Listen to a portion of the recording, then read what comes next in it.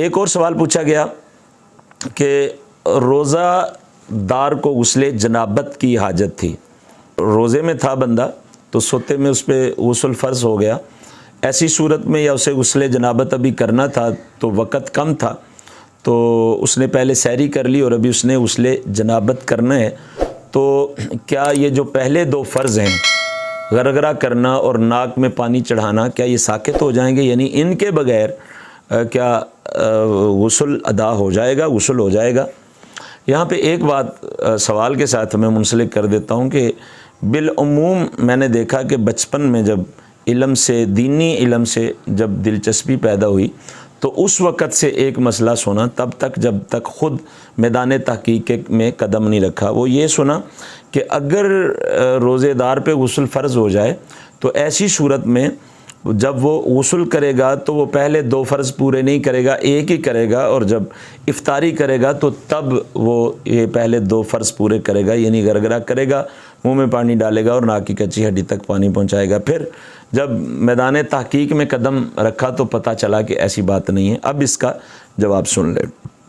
سب سے پہلی بات تو یہ ہے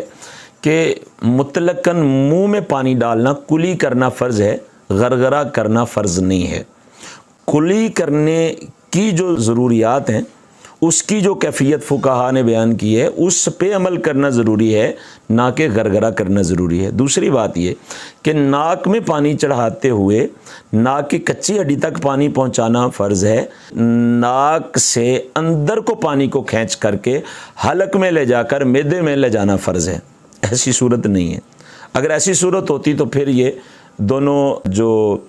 ایک قضیے گڑے گئے تھے پھر ان کی کوئی حیثیت ہوتی، لہٰذا پہلا فرض ایسے ادا کریں گے کہ جہاں تک ہم آسانی سے حلق میں پانی پہنچائے بغیر اپنا منہ کا پانی لے جا سکتے ہیں وہاں تک پانی لے جائیں گے، کلی کریں گے، اور جو دانتوں کی کھڑکیاں ان کو تر کریں گے، دانتوں کے باہر جو رخسار ہیں ان کے اندر کے جو تالو ہیں ان کو تر کریں گے، زبان کے اوپر کا تالو، زبان سے نیچے کا تالو ان کو تر کریں گے، یعنی منہ سارے کو تر کریں گے حلق تک کے لیے، جہاں تک پانی نیچے جاتا ہے وہاں تک سارے کا سارا منہ تر کریں گے، پہلا فرض ادا ہو جائے گا اور یہ روزے کی حالت میں بھی اس فرض کو ادا کیا جا سکتا ہے۔ دوسری بات یہ کہ ناک میں پانی چڑھائیں، کھینچے نہیں، یعنی اس قدر پانی ناک میں نہ چڑھائیں کہ وہ ناک کے ذریعے حلق میں اتر جائے اور حلق سے پھر معدے میں چلے جائے، تو آپ صرف ناک میں پانی چڑھائیں ناک کی کچی ہڈی تک، لہذا دونوں فرض ادا ہو جائیں گے اور آپ کا غسل بھی درست ہوگا، اور پھر افطاری کے بعد آپ کو یہ پہلے دو فرض ادا کرنے کی حاجت بھی نہیں ہوگی۔